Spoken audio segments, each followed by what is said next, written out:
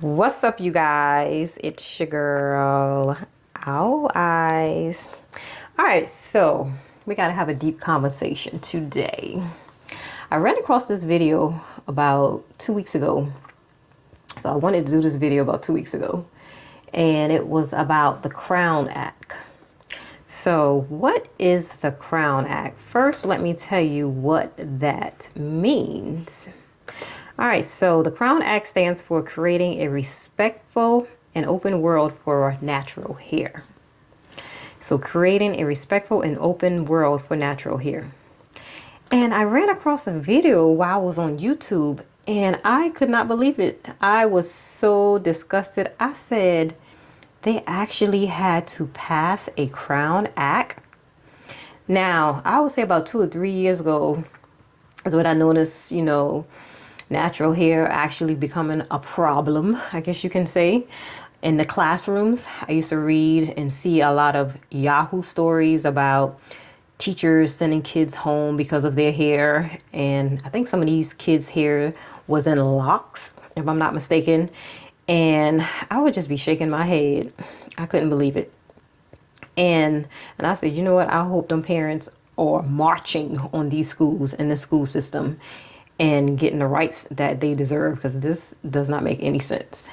And, of course, they took care of the issue, I guess you can say, and it always was in favor of the black students. But I just could not believe it. And so I never really even paid too much attention to it. I said, well, of course, that's clearly racist. And of course, the justice system will be served in favor of the black kids, which it was. So, I never really paid any attention to it until I saw this act. I cannot believe they actually had to pass an act for us to wear our natural hair. Are you kidding me? Whew. So, but there's two sides to the story. I am going to take it from a different point of view because I have to tell my story of what I saw in the grocery store. But yeah, let's take a look at some of this. I could not believe it. So, now this video is from Wake Middle School. I'm actually going to do 2 videos on this school. It's actually one video. They're talking about natural hair and then they're talking about gay rights. So that's going to be my next video. And it's all one video. It's the same school. I guess all of this happened around the same time or same day. But I don't really like to call them Wake Middle School. I call them Woke Middle School. So this is Woke Middle School.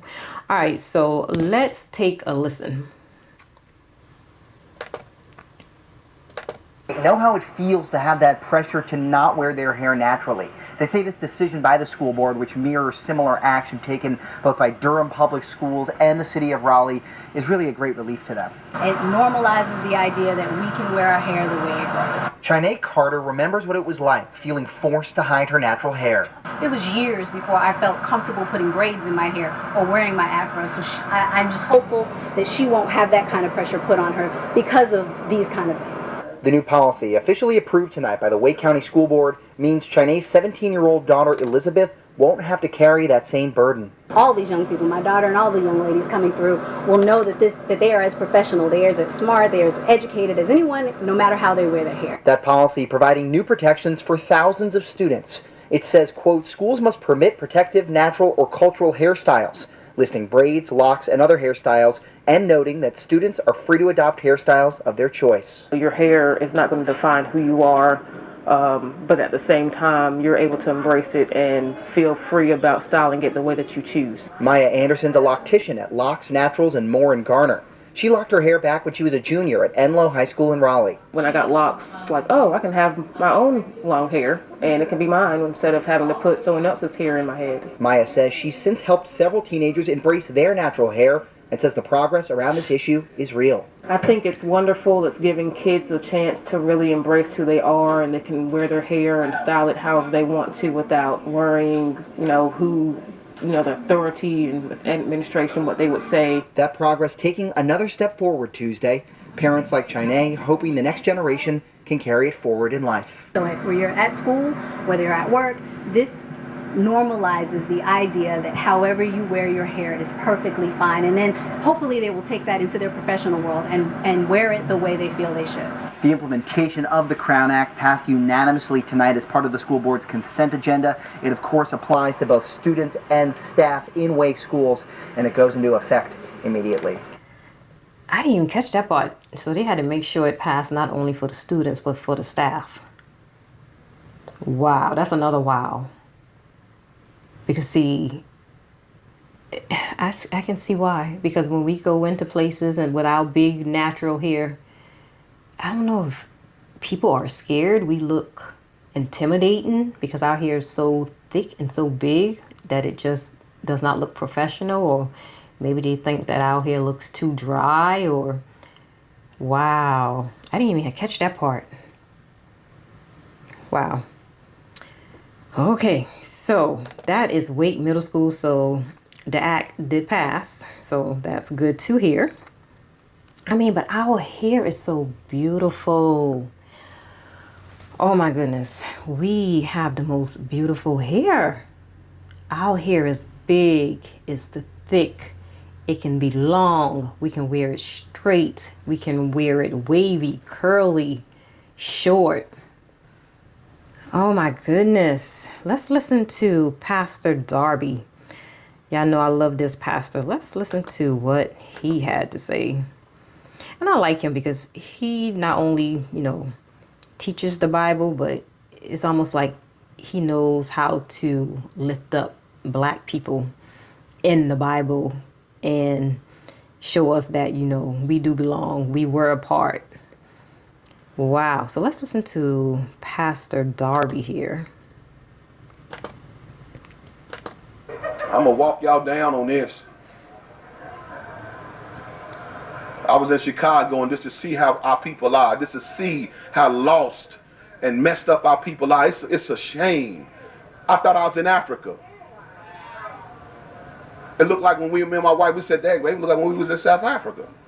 I remember being in Nigeria. I said, "This is what this looked like. Why do our people look like this? We supposed to be in America."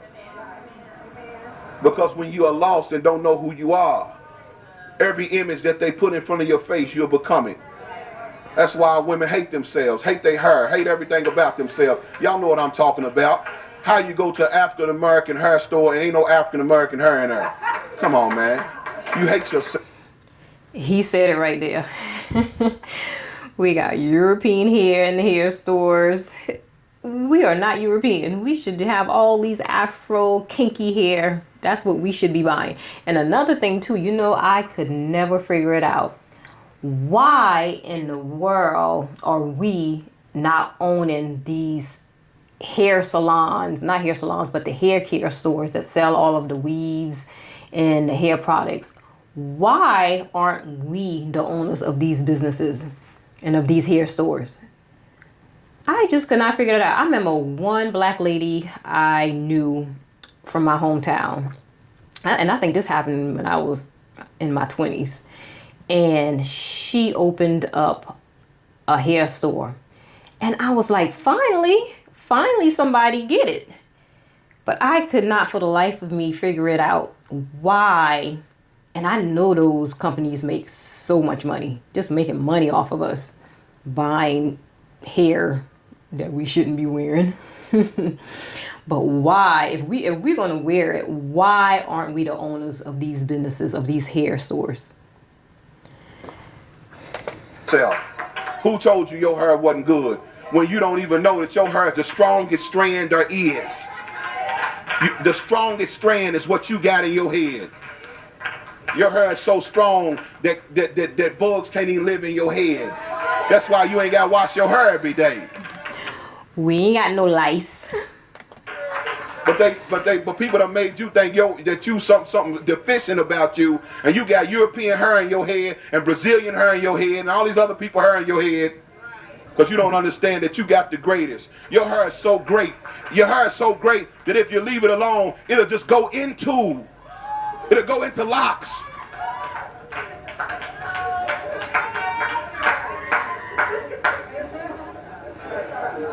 It's strong. Your genes are strong. Your DNA is strong. Y'all don't know. Y'all don't want to talk about this.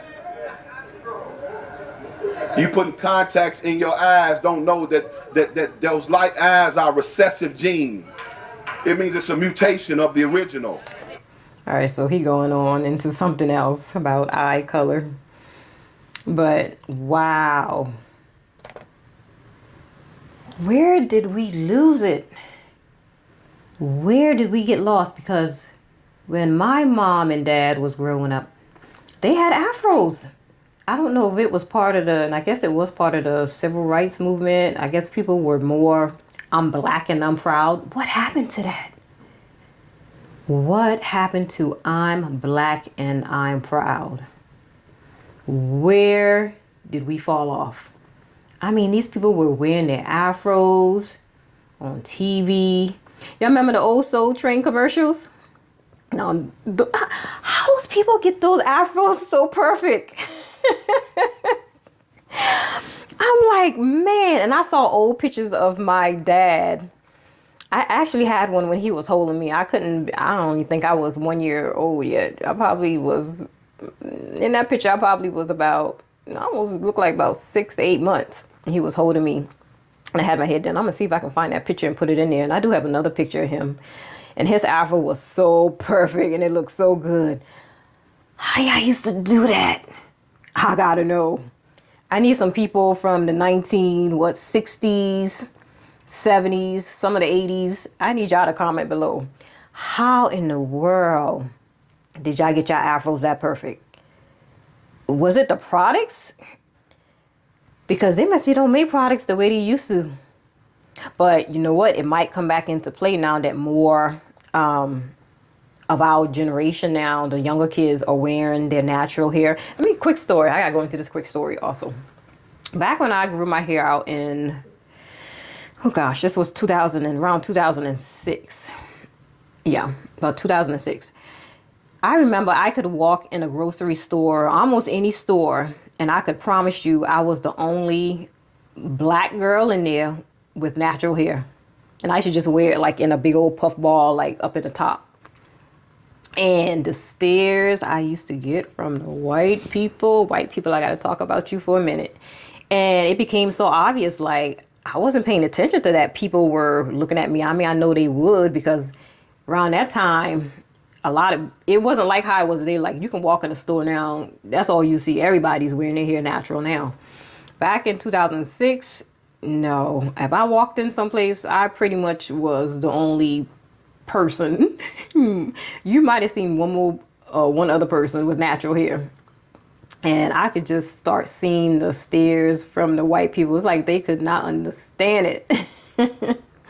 You know, I used to say that. I just knew that, you know, maybe they just don't understand our hair. They're not even used to seeing our hair. That's the problem. They weren't used to seeing it. And so, you know, fast forward to, I would say about 2012, you know, I gradually saw more and more people, you know, growing their hair out and wearing their hair natural. And now, I tell you something, I work in the school system, like in between jobs. So I kind of know a lot of what's going on in these schools. Ooh, I could tell you a lot, but just speaking on the natural hair aspect, I am so proud of our younger generation of black kids. They are wearing that natural hair. Let me tell you, I didn't even know they were that involved in wearing their natural hair. I didn't know that almost every black kid in the school would be wearing their natural hair. Almost every, especially when I did middle school. All the middle school girls and boys. The girls even had their hair in locks. Sometimes I used to be like, ooh, make sure they turn around because it's hard to tell who was a girl and who was a boy, because even the girls wearing the locks and the boys got their hair dreaded and locks and all the girls with their natural hair. I'm like, wow. I am so glad we are getting back to that. I could not believe it. It was such an... All right, so I ran out of space on my phone, so I had to free up some space. But I just wanted to say, and as I was saying, you know, I didn't know it was such a movement throughout the schools that all the black kids were wearing their natural hair. I mean, it's a sight to see, and I love seeing it. All right, so let's look at another video here. And I just love this lady. Look at her hair. It is just so pretty. Madam Speaker, as a member designated by Mr. Louis Gohmert, I inform the House that Mr. Gohmert will vote nay on H.R. 211-16, the bad hair bill. When we reached out to Boebert's press team, they said, quote, it's a bad, hair bill. They went on to say, we can't believe this is news, but here we are, end quote. Yes, you're right, here we are. That less than 1 minute statement using those two words, bad hair, right after one another, well, it opened a deep wound that is still evident in Black culture. A conversation of over 400 plus years, Black people being told their hair is subpar. One thing about me, I deeply despise giving someone publicity when their rhetoric was clearly harmful to others, whether they'll acknowledge it or not. Now, what's sad and the reason why I am addressing this statement is Rep. Boebert is not alone in her mindset. And when we followed up and asked her to explain what she thought was, quote, bad about this bill, we didn't hear back. The fact that you used that language and walked away from the podium like it's nobody's business. Exactly. It was the way she walked away from the podium for me. That is not okay. And it is my business and the business of hundreds of other Black men, women, and children whose hair has been used as a weapon against their character. Her comments are exactly the reason why the Crown Act is needed, because people who have a similar mindset may be the same people leading our schools, may be the ones making the hiring, the firing decisions, or even those who determine whether or not you get that promotion. Hair is a Black woman's crown. Let me say something about that. Another quick story. I was in the grocery store. So this is my grocery store story. And, you know, I only had to pick up one thing, minding my own business. Got my one thing. I was headed to the self-checkout. And along came this Black girl. She was a little bit tall. I wouldn't say she was about 5'7". Pretty hair. Oh, my goodness. This girl had the biggest afro. And her hair was so pretty. And yet, you know, the first thing that came to my mind, and I almost had to slap myself. I say, it was so distracting. I said to myself, is that professional? And I said, oh, I had to catch myself. I said, I can't believe I said that. And I guess that's why that was the first thing that came to my mind, because we are so conditioned in thinking, and even in my own stories, you know, I'm walking into a law firm to get a legal assistant position or a paralegal position. And, you know, a lot of times I had my hair fixed like in the ponytail in my first videos I did here on Our Eyes. So, and I always have to think to myself, do I really want to wear my hair like this? Especially walking into a law firm, let's be honest, it's 90% more white people working there than Black people. So more white people works there than Black people, let's be honest, basically. And I always have to think to myself, do I actually want to go in applying for a job and then going for an interview knowing that my hair itself could cause me or cost me the job? And I think about that a lot. I do. And, you know, still I go, because, you know, I say I have to be myself. And I'm just so over it these days. And, you know, but it's, you know, that's the first thing that came to my mind. And I had to go home. I felt like I had to repent.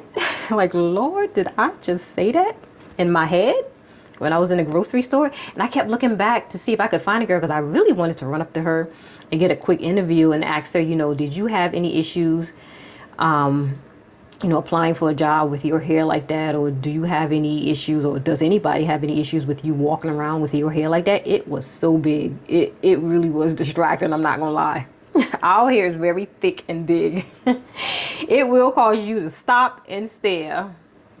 And I kept looking back down the aisle trying to find her, because I couldn't believe her hair was so big and pretty.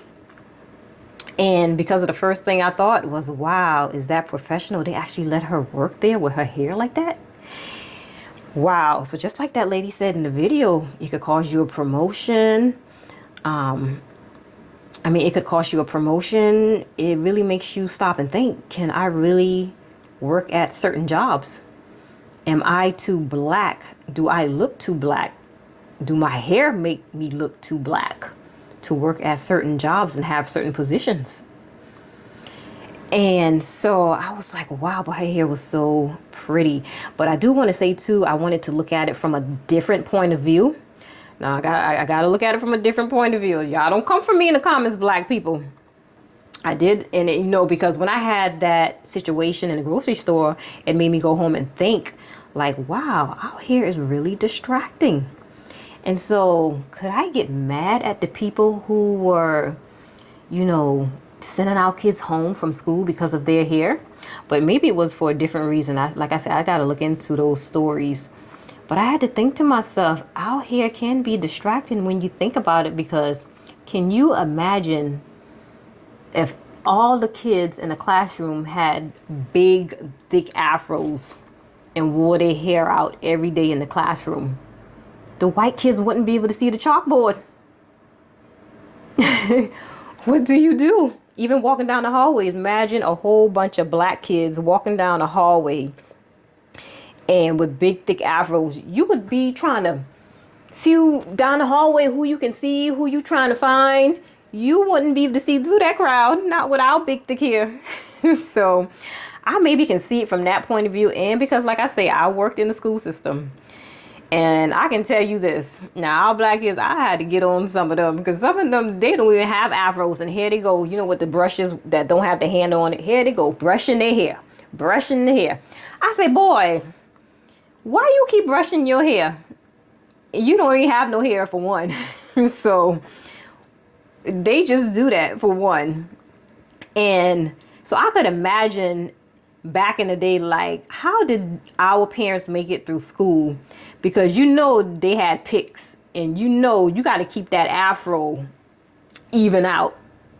So I can imagine them probably sitting in class constantly picking at their hair, constantly picking at their hair. Now that could be distracting at school, for real. But being in the school system, that's one thing I can say. I didn't see any kids. They had more dreads than afros, I would say. So I didn't see any kids picking afros and, messing with their hair. Or at least I didn't have a whole lot of students in my class to where I saw that. But I can see now that part could get distracting. But let me just show you guys. Our hair is just so beautiful. So, just look at, our hair can go from this. Just look at this. Shoulder length. Oh, the shrink is real. The shrinkage is real. To this video right here. Same girl, same pretty hair, but just look at it. Hair will go all the way down to her butt. Basically. Just look at her hair, just a glimpse. Now, like I say, same girl. Look at the hair. Down to the butt. I'm going to stop it right there. Down to her butt. How you go from hair, shoulder length, to hair like this? Our hair is so unique. So versatile. It's amazing. And you know what I think about too? How about we were the ones to enslave white people, and so they were the ones discriminated and had to grow up in our black world with us and our big thick afros, and them with their straight blonde hair or just straight silky hair. Just think about this for a minute. How would we look telling white people, y'all don't look like us? No, if y'all can't blow your hair out into an afro, get that thing nice and dry to where the afro will hold up, because it got to hold to. You got to have some hold to your hair. It just can't fall down. And y'all can't come out looking like us. No, because y'all can't wear your hair down. No, you cannot wear your hair down. That doesn't look right in our world. You just cannot have your hair long and flowing and wearing it down. No, we want to see it blow dried out, air fried out, whatever you want to do with it. It has to look like our hair. You have to look like us. You see how that sound? Make that make sense. We can't wear our own natural hair in its own natural state. Yeah, our hair is dry. Yeah, we need more products. And products cost money, let me tell you. That's why it's good to keep black hair braided and Because our hair, we just can't wear our hair out like that. I mean, some people probably can who got that nice little, you know, texture, that 3A and 3B hair maybe. Might can wear it out. But when you start getting the hair like mine, and you start getting like to 4C type hair, then you come talk to me. That's a lot of products and a lot of maneuvering and taking care of hair. So people, I don't even think white people understand the length we got to go through to take care of our hair. For one, you just can't comb through that head. You got to sometimes stand in the shower and in the water, comb that thing out, and you better try to style it in the shower or hurry up and style it before it dry, because it won't get styled. You will not be able to maneuver that hair, not them hair strands. No, sir. So, but I just could not believe it. So that ends my video here. That ends my video here today. But wow, they had to pass a bill for us to wear our natural, God-given hair. That's something to think about. I'll see you guys in the next video. Bye.